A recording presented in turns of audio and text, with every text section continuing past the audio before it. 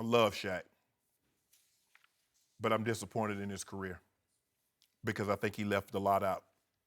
He didn't take it serious enough. He didn't put himself. He didn't get himself in the best physical condition that he needed to be in year and year out. He was a 52% free throw shooter. Let's just say, for the sake of argument, he was 60. That's another 800 points. Mm-hmm. He missed probably 100 games due to various injuries. He did. A lot because of his weight on his knees and his feet. Now, we know big guys have problems because, that's a lot of weight moving up and down the court night in and night out over a 10, 15-year career. But I look back at it, he probably should have had another. I believe he should have won the MVP that Steve Nash stole from him. They gave him that. I agree. You're correct. I believe he should have had at least 2 MVPs. I believe he should have had another 1 or 2 NBA Finals. And when he retired, he should have been the 3rd all-time leading scorer in history, behind Kareem Abdul-Jabbar and Karl Malone.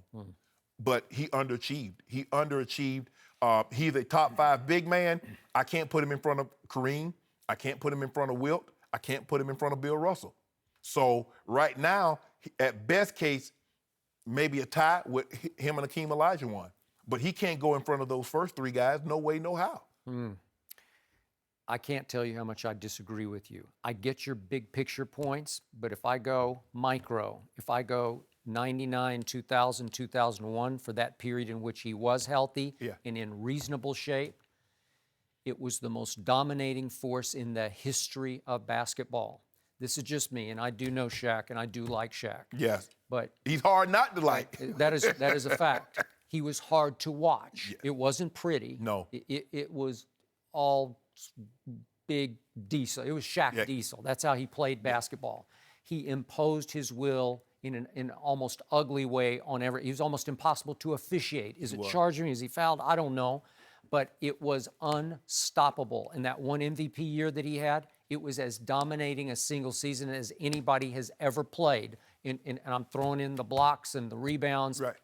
I know he's a 50% free throw shooter, but it still worked at the highest level. And those teams were as dominant a team as I've ever seen. And what he did to my guy, Tim Duncan, and to David Robinson that year in the playoffs, he ragdolled both of them.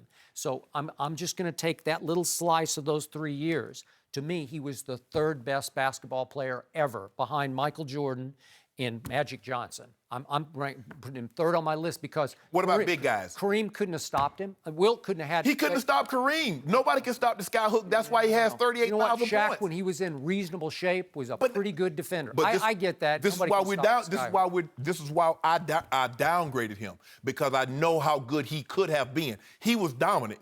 Don't take anything away. He was a great player, but because he did not fully dedicate himself. No, I got that. I'm just doing those 3 years. Again, he should have lasted. He played longer. 19. No, I go. It's amazing that he lasted 19 years, letting his weight go like he did. And that was the thing. Like I said, I believe he should have been somewhere around 35,000 points. But he has 28,000, a little over 28,500. He should have been 35,000 points. Skip.